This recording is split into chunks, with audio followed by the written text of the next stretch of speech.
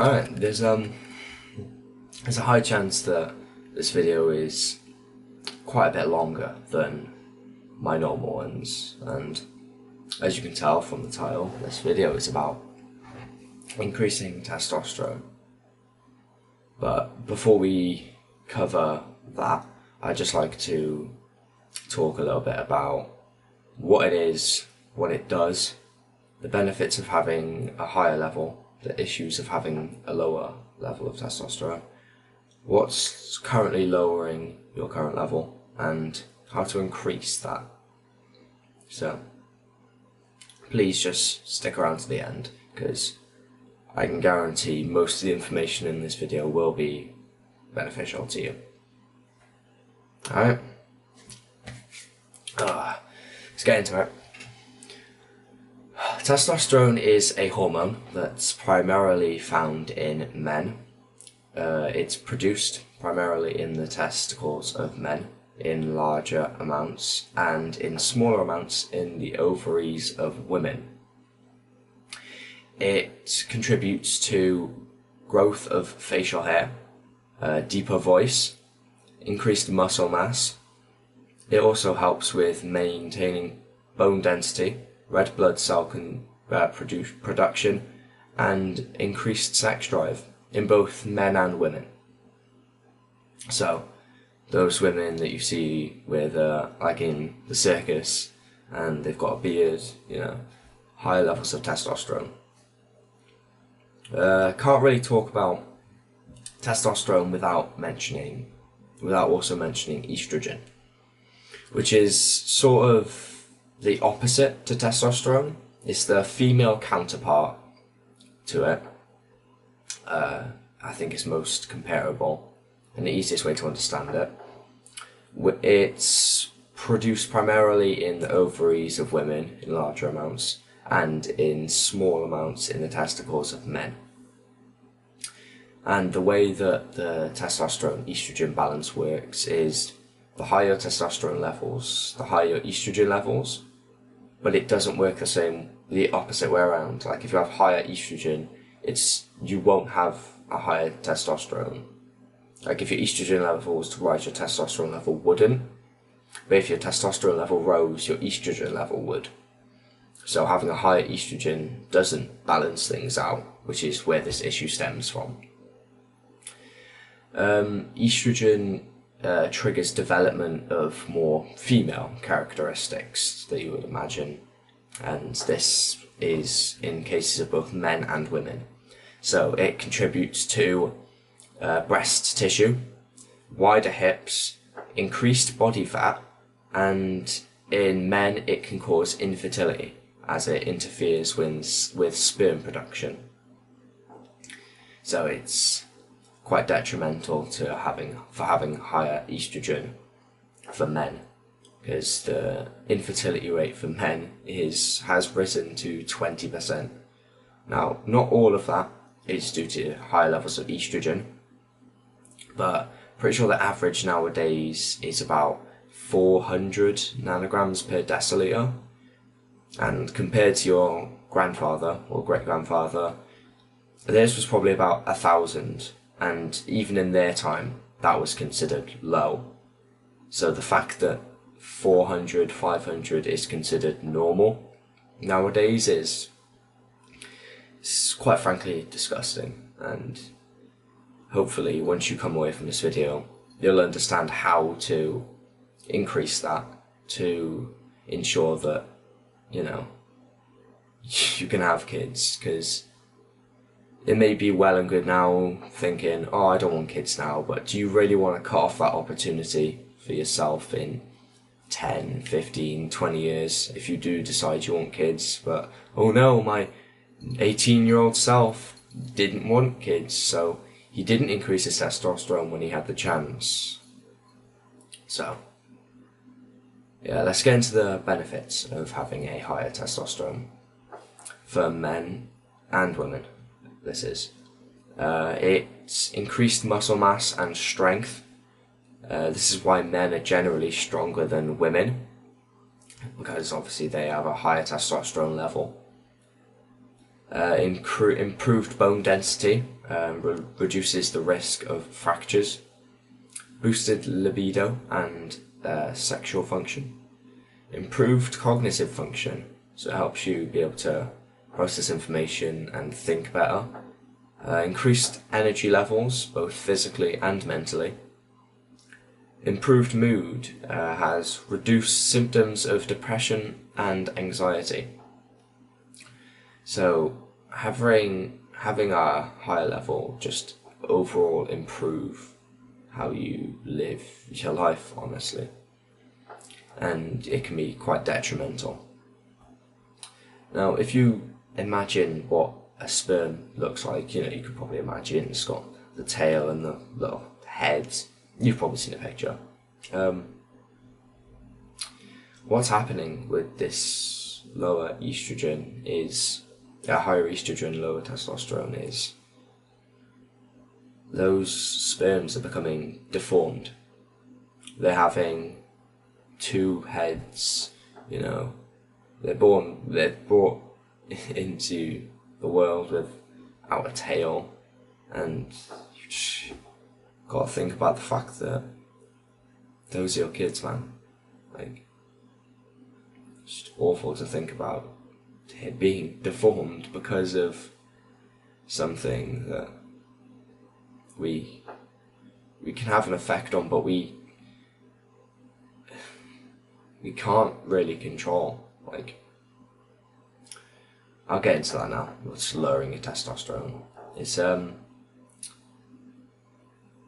but before I talk about how to raise your testosterone levels, I have to talk about what's lowering it, because it's like trying to become a world-class runner, and you're trying to figure out what the best shoes are, the best compression jacket or vest, so that you have the least wind resistance, trying to figure out optimal form for running while you've got a steel ball attached to your ankle. You're doing all these minor improvements, all these little things to increase your speed or your testosterone level, but it doesn't matter, because you've got all these things lowering it, and you've got this massive steel ball weighing you down. So I'll get into what's lowering it now. The tap water, that you're drinking, contains a chemical called EE2, which is a bioactive estrogen that is located in women's birth control.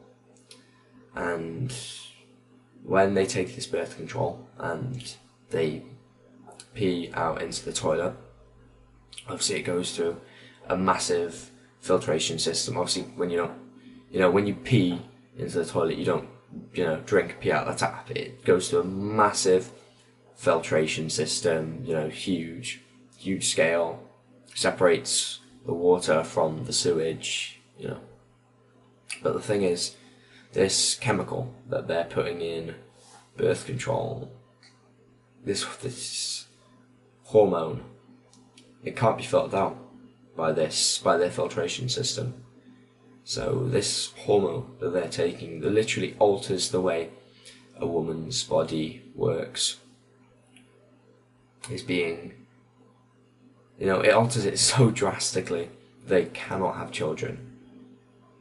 And it's being pumped back through the cleansing process into our water, and it's an estrogen, man. We're drinking that, the water you put in here, it's got estrogens in it, and it's lowering ours. It's not good for the women either. Like, I'm not just talking to the men here. Obviously this video is going to be more catered towards men, because women wouldn't really want to increase their testosterone levels, but if there is any women watching, it is detrimental to you as well. It's not just us here, us men. This could destroy us all, generally. and the fact that it's just not able to be filtered out with their filtration system because it's a hormone is just disgusting. The next thing that could be that's lowering it is plastic. So, pens, plastic, your phone case, mouse, keyboard, anything plastic, most plastics you touch. They contain estrogenic chemicals that seep into your skin. So, any plastic you touch, your clothing, that's most likely made of, 20% cotton, 80% polyester. Polyester is estrogenic. It's got these microplastics in them and they're seeping into your skin. Also, receipts. They have extremely highly concentrated amount of BPA, which is a estrogenic chemical that is, there's been extensive research on it. It's been very highly linked to decreased sperm count and increased prostate cancer. So, when you're putting, you're taking the receipt from the machine or from the person who hands it to you, just chucking it in your wallet or in your pocket, right next to your balls, It's awful. Another thing that could be lowering it is fat tissue. So, the fat tissue reduces testosterone levels because excess fat, body fat, can convert testosterone into estrogen. So you see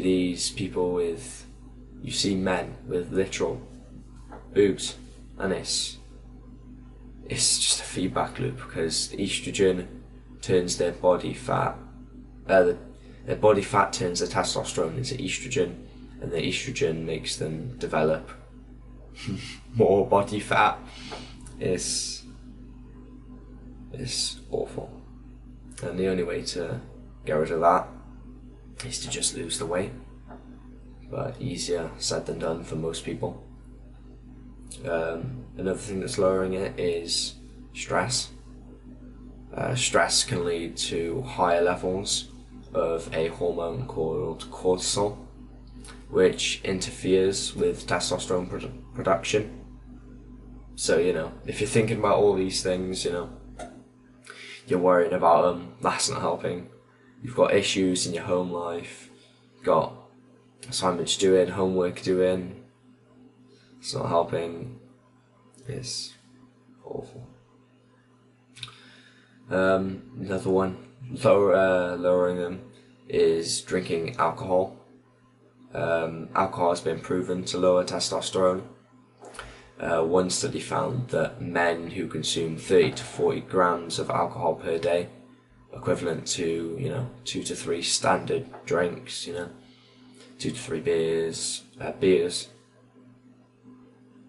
had significantly lower testosterone compared to men who didn't drink. So, another reason to quit alcohol. Alcohol also raises cortisol levels. So,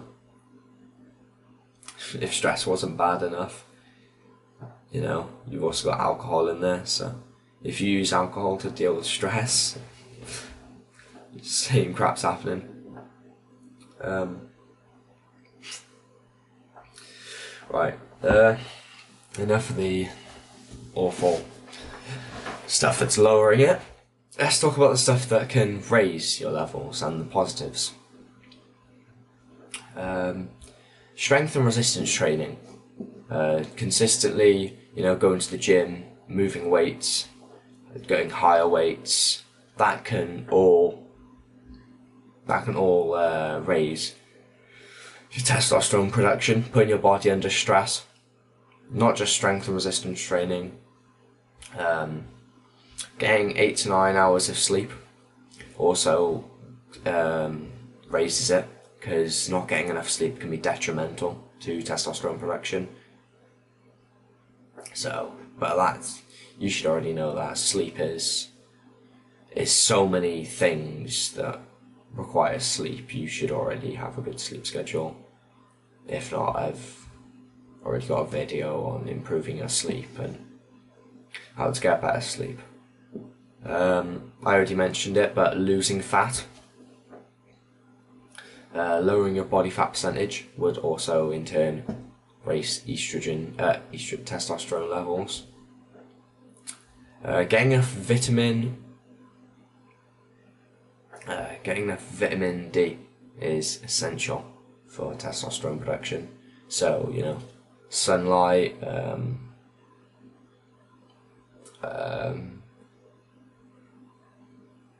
pretty sure that's all vitamin D. Yeah, that's all vitamin D comes from, pretty sure, is sunlight. So just making sure you're outside, and not just stuck in your house, because that's not going to help at all. Eating a healthy, balanced diet, including lots of protein, eggs, and steak. They're the two things you want to include in your diet: eggs and steak, because they can drastically improve your testosterone levels. The steak has zinc in it, which is a very important mineral for testosterone production. Also, for your diet, I don't fully recommend it. It's better to have just a better diet, but you can also supplement. So this is zinc tablets here, which is obviously I'm trying to cut, so I'm not trying to have loads and loads of calories and all that. So I'm taking that to make sure I am getting my correct levels of zinc. And that's it. That's all I've got for you today.